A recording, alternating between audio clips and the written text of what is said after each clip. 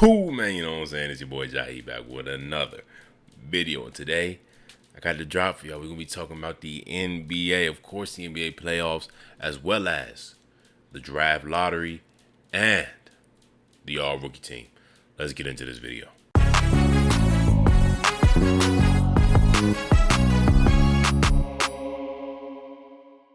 First things first, we got to talk about the first game that happened, which was the Miami Heat versus the Boston Celtics. And all I got to say is, shout out to my boy Jimmy Buckets.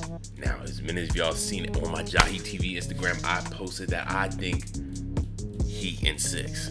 That is my prediction. And man, oh man, Jimmy Buckets proved me right. You know what I'm saying? Jimmy Butler, I personally think is the best and most consistent performing playoff player right now left.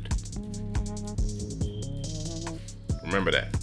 I'm not saying he's the most talented or the best player in general, because for being 1,000 is Steph Curry. So Jimmy Butler, man, came out there. Let me pull up the stats. Pretty sure it was 41, 9, and 5. 3 blocks and 4 steals on 12 of 19 and 17 for 18 from the free throw. My Lord, Jimmy Buckets, why you had to do him like that? Personally, I don't think they knew what to do. Now, keep in mind, they did not have Marcus Smart, Defensive Player of the Year, and a major piece for the Boston Celtics, who really, I think, probably holds them together. He's probably, if we be in 1,000, he's probably the heart and soul of that team. I think it's guys like him who've been around for the longest and really just held it down there. Mean a lot to that team and their whole mentality and how they roll. So I mean, lacking Marcus Smart as well as Al Horford due to health and safety protocols, who they say is coming back tonight, which is big. That's big. I'm gonna try to have this video up before the game, or will. If not, it'll be uploaded during the game, but it's definitely gonna be before that point. Tatum, which was crazy, right? I'm watching the game. My friend's telling me Tatum's the best left in the playoffs. No sleep on Jason Tatum. You know, he's built for this. Tatum came out, had 21, 4, and 5 in the first half. And I'm like, man, it's a close game. But Tatum's really turning up. So if he keeps playing like this, it's going to be over for the Celtics in this game. And it's going to be over for the Heat in this game. But he came out second half, third quarter, had 0.6 turnovers. That can't happen. At all. That cannot happen at all. Miami's defense is something different now. That, I'm going to be 1,000 with y'all. I knew Miami was good. Throughout the season, I knew they were number 1 seed. I knew they were winning. But I hadn't turned on the Miami game more than a handful of times. And that's on me. Because boy, oh boy, was I missing out on some great basketball. Tyler Hero, man. He's a bucket. Jimmy Butler. It's a lot of Victor Oladipo, man. I haven't seen no Victor Oladipo in a minute. I miss seeing Victor Oladipo. I went to a game, my first Thunder game I ever went to, favorite team, when he was playing with Russell Westbrook, his MVP year, man. I was happy that day. One of the happiest days of my life. Shout out to my father for taking me to that game. And we had close seats. But yeah, Miami defense was putting straight pressure on the Boston Celtics. They did not know what to do. Jimmy Butler is in every passing lane, reading everything, watching everybody's eyes, looking at man-you ball, you know what I'm saying? Making sure he had himself in a perfect position, had plenty of breakaway steals to lead to fast breaks. And that's going to end up having you 12 for 19 with 41 points. He's big bodying people, bro. Jimmy Butler is not to be slept on. I'm not going to sit here and say, I don't know. Where does Jimmy Butler stand in NBA rankings? That's a great question that we have to ask ourselves, because we cannot keep downplaying what he does. Because everywhere he goes, he has a fantastic effect. We're going to be honest. There's players who do that. LeBron James, Chris Paul. And if we're being 1,000, I think Jimmy Butler's in that conversation. Who's really leading their team to the playoffs? But not only that, he's showing up every game. It's not like he takes him there. CP3 who folded. We're going to be 1,000. He folded. Jimmy Butler is going there and winning. He lost because he played LeBron James.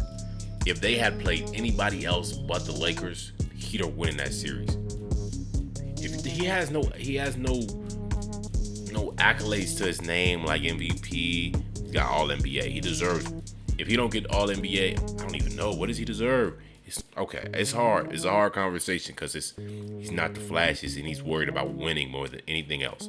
Any personal achievement is nothing to him. It's winning and team value. That's Jimmy Butler.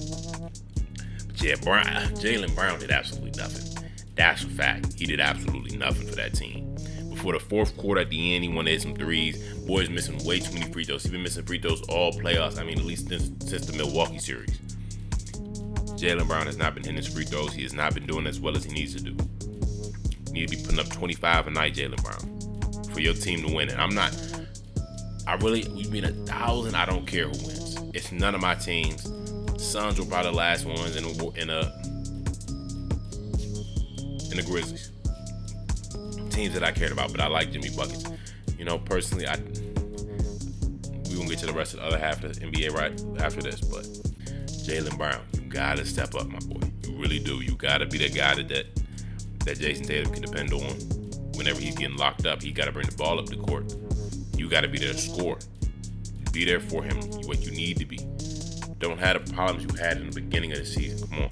Pritchard and Naismith were playing a lot due to the lack of Smart and Horford, so they did make a difference. They were doing their thing. I would say they played quality minutes for what they could do. But that third quarter, the one where Tatum had 0 and 6 turnovers, was 39-14. That's how many points the Heat scored, 40 in a quarter, basically. That should not happen. But yeah, I mean, that was the Heat game. So, we gonna see. We're gonna see how tonight goes.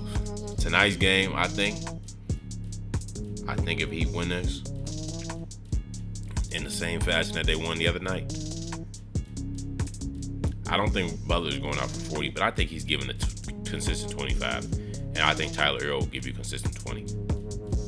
As well as Bam giving you about cool 15 and 10. Oh my God, his block one. Jaylen Brown, you was a monster, Bam Adebayo. You was one of them dudes. I had you winning Defensive Player of the Year beginning of the year, I'm pretty sure. But yeah. On to the Golden State Warriors. Golden State Warriors. You know what I'm saying? As my boy Fly React said, against the Dallas Mavericks.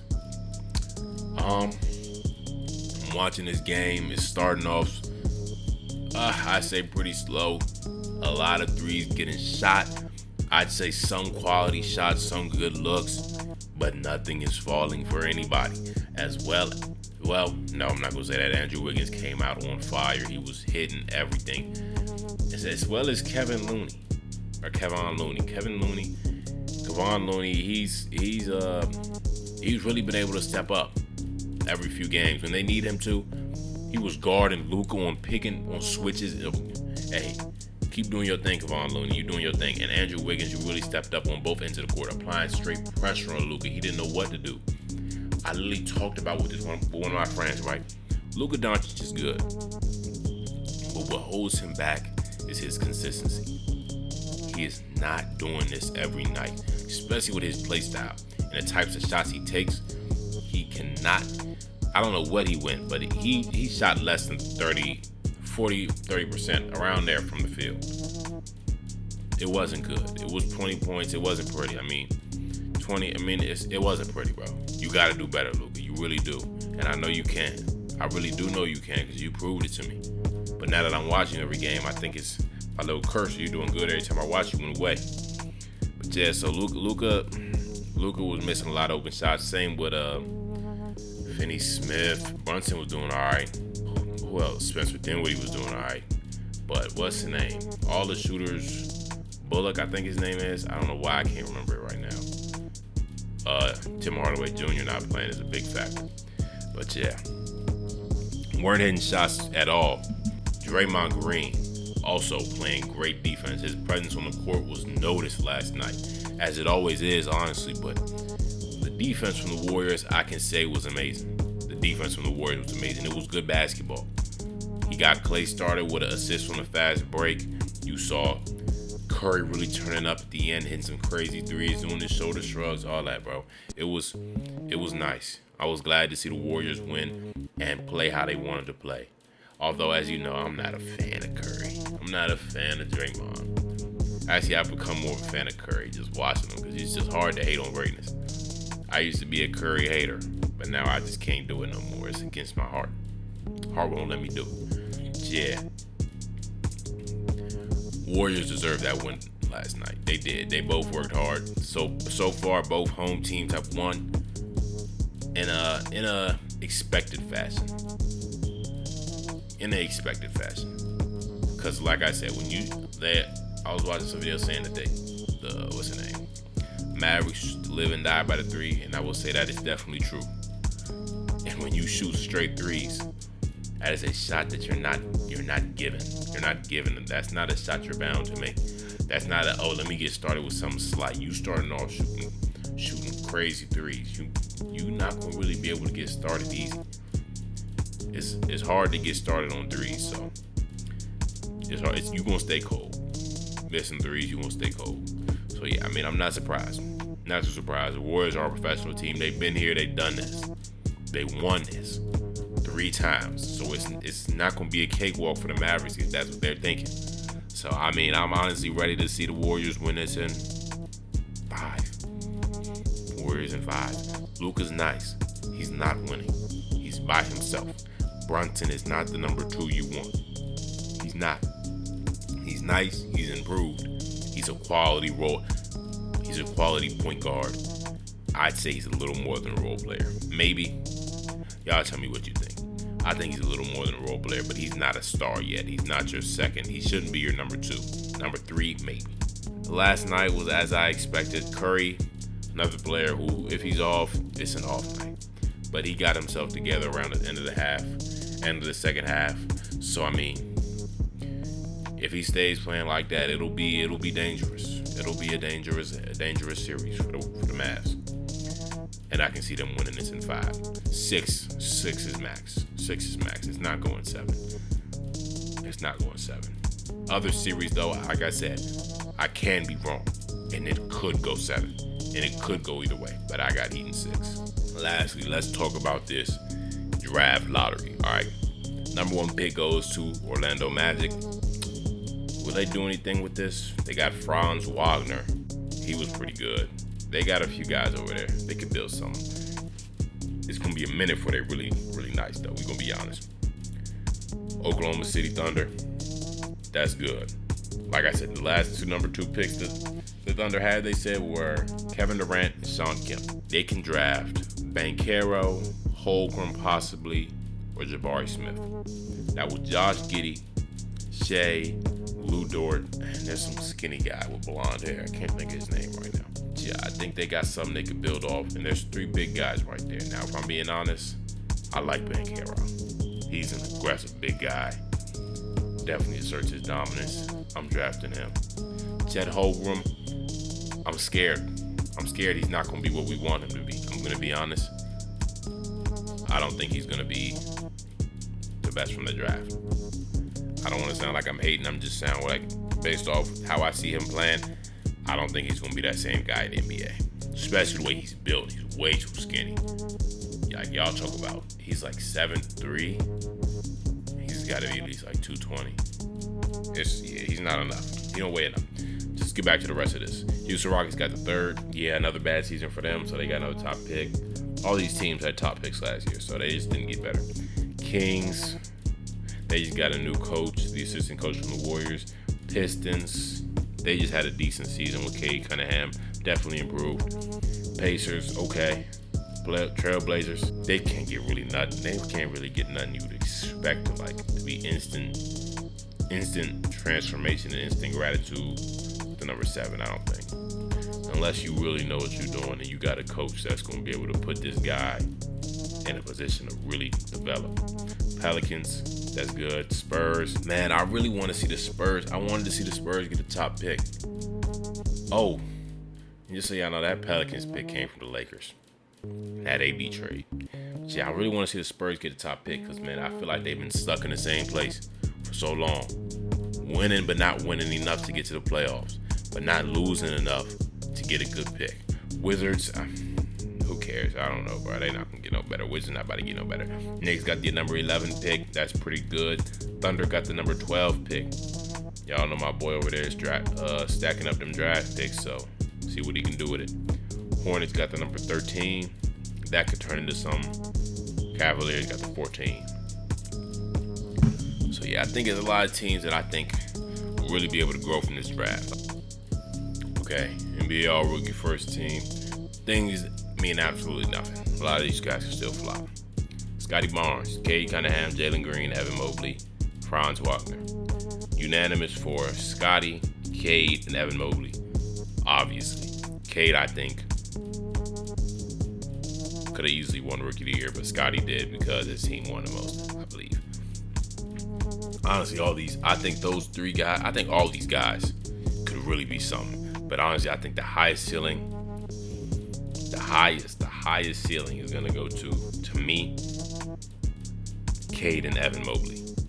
Evan Mobley can do a lot for his size, man. It's amazing. It really is.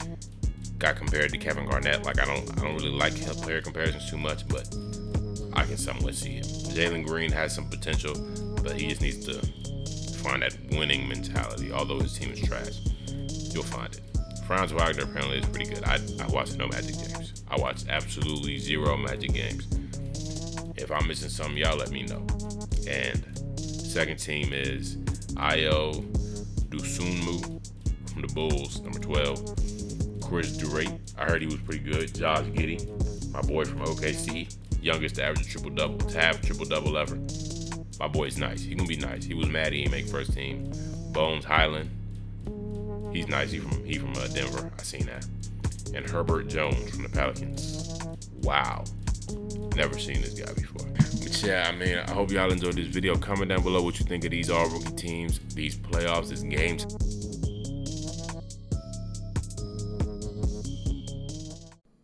Hey, I know y'all see this, man. So go ahead, press that subscribe button, press that notification bell, and make sure you come back for another video.